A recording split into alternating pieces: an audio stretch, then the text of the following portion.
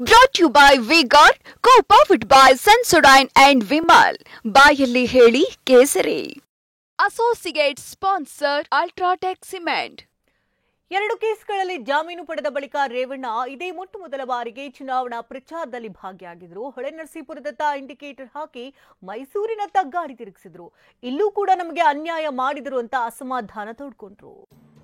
JDS ಕಾರ್ಯಕರ್ತರು ಜಮಾಯಿಸಿದ್ರು.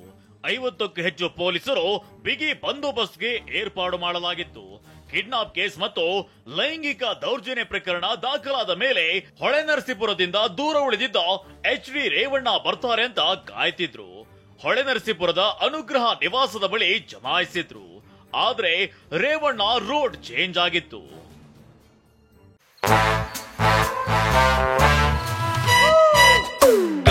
Come, come, my love, please don't say no, baby. Come, my love. V-Guard ನ air coolers extra large cooling pad ನೊಂದಿಗೆ ಇದು ಎಂತೆಂಥವರನ್ನು cool ಆಗಿಸುತ್ತೆ. V-Guard air coolers, long lasting cooling. ಸರಣಿ ಕೇಸ್ಗಳ ಬಳಿಕ ಮೊದಲ ಬಾರಿಗೆ ರೇವಣ್ಣ ಪ್ರಚಾರ. ಮೈಸೂರಿನಲ್ಲಿ ಮೈತ್ರಿ ಅಭ್ಯರ್ಥಿ ಪರ ಮಾಜಿ ಸಚಿವರ ಮತಬೇಟೆ. ಕಿಡ್ನಾಪ್ ಕೇಸ್, ಲೈಂಗಿಕ ದೌರ್ಜನ್ಯ ಕೇಸ್ ದಾಖಲಾಗ್ತಿದ್ದಂತೆ ಮಂಕಾಗಿರುವ ಎಚ್.ಡಿ. ರೇವಣ್ಣ ಇಷ್ಟು ದಿನ ಯಾವುದೇ ಸಾರ್ವಜನಿಕ ಕಾರ್ಯಕ್ರಮಗಳಲ್ಲಿ ಪಾಲ್ಗೊಂಡಿರಲಿಲ್ಲ. ಆದ್ರೆ ನಿನ್ನೆ ಹೊಳೆನರಸೀಪುರದತ್ತ ಹೊರಟಿದ್ದ ರೇವಣ್ಣ ದಿಢೀರನೆ ಚನ್ನರಾಯಪಟ್ಟಣದಲ್ಲಿ ಮೈಸೂರಿನ ಕಡೆ ಗಾಡಿ ತಿರುಗಿಸಿದ್ರು. ದಕ್ಷಿಣ ಶಿಕ್ಷಕರ ಕ್ಷೇತ್ರದ ಮೈತ್ರಿ ಅಭ್ಯರ್ಥಿ ವಿವೇಕಾನಂದ ಪರ ಪ್ರಚಾರ ಸಭೆಯಲ್ಲಿ ಪಾಲ್ಗೊಂಡ್ರು. ನಮ್ಮ ಬಳಿ ತಿಂದವರಿಂದಲೇ ಅನ್ಯಾಯ ಎಂದ ರೇವಣ್ಣ. ಮೈತ್ರಿ ಅಭ್ಯರ್ಥಿ ಪ್ರಚಾರ ಸಭೆಯಲ್ಲಿ ಮಾಜಿ ಸಿಎಂ ಕುಮಾರಸ್ವಾಮಿ, ಬಿಜೆಪಿ ಶಾಸಕ ಮಾಜಿ ಡಿಸಿಎಂ ಅಶ್ವಥ್ ನಾರಾಯಣ್ ಕೂಡ ಭಾಗಿಯಾಗಿದ್ರು. ವಿವೇಕಾನಂದ ಪರ ಮತಯಾಚಿಸಿದ ರೇವಣ್ಣ ಈ ವೇಳೆ ಪ್ರಕರಣಗಳನ್ನೆಲ್ಲ ನೆನೆದು ನಮ್ಮಲ್ಲಿ ತಿಂದು ತೇಗಿದವರೇ ಅನ್ಯಾಯ ಮಾಡಿದ್ರು ಅಂತ ನೋವನ್ನ ತೋಡಿಕೊಂಡಿದ್ದಾರೆ. ನಮ್ಮನ್ನೇ ಕುಮಾರನ ಹತ್ರನೇ ತಿಂದು ತೇಗಿ ಕೆಲವರು ಮಾಡ್ತಾರೆ, ಏನು ಮಾಡೋಕ್ಕಾಗಲ್ಲ. ಇವತ್ತು 3 ಬಾರಿ ಗೆಲ್ಲಿಸ್ಕೊಟ್ಟಿದ್ದೀವಿ. ಅಂಥದ್ರಲ್ಲಿ ಇವತ್ತು ಕುಮಾರಣ್ಣರಿಗೆ ಕೆಲವರು ಏನಾಗಿದೆ ಅಂದರೆ, ಇವತ್ತು ನಾನು ಯಾರ ಬಗ್ಗೆ ವೈಯಕ್ತಿಕವಾಗಿ ಟೀಕೆ ಟಿಪ್ಪಣಿ ಮಾಡಕ್ಕೆ ಹೋಗಲ್ಲ. ಆದರೆ ಒಂದು ಪಕ್ಷ ನಿಷ್ಠೆ ಇರಬೇಕಾಗುತ್ತೆ. ಬಿಜೆಪಿ ಜೆಡಿಎಸ್ ನಾಯಕರಿಂದ ಒಗ್ಗಟ್ಟು ಪ್ರದರ್ಶನ. ಮೈಸೂರಿನಲ್ಲಿ ನಡೆದ ಈ ಪ್ರಚಾರ ಸಭೆಯಲ್ಲಿ ಬಿಜೆಪಿ ಜೆಡಿಎಸ್ ನಾಯಕರು ಒಗ್ಗಟ್ಟು ಪ್ರದರ್ಶಿಸಿದ್ರು. ಸಭೆಯಲ್ಲಿ ಮಾತನಾಡಿದ ಮಾಜಿ ಡಿಸಿಎಂ ಅಶ್ವಥ್ ನಾರಾಯಣ್, ನಾವೆಲ್ಲ ಒಗ್ಗಟ್ಟಾಗಿದ್ದೇವೆ ಅಂತ ಹೇಳಿದ್ರು.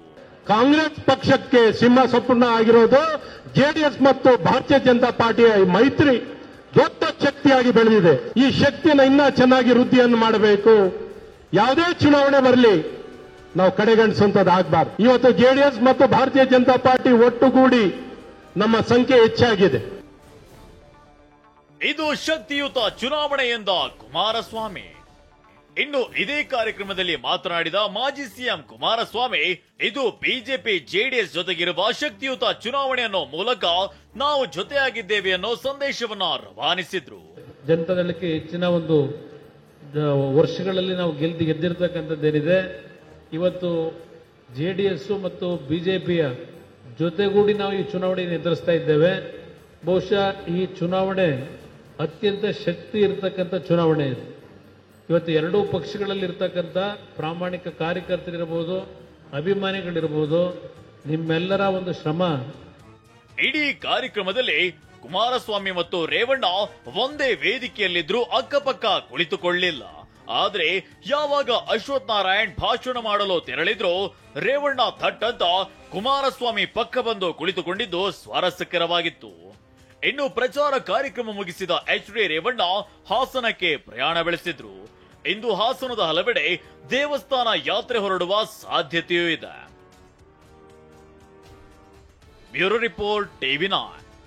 Brought to you by V-Guard, co-powered by Sensodyne and Vimal. ಬಾಯಲ್ಲಿ ಹೇಳಿ ಕೇಸರಿ. Associate sponsor Ultratech Cement.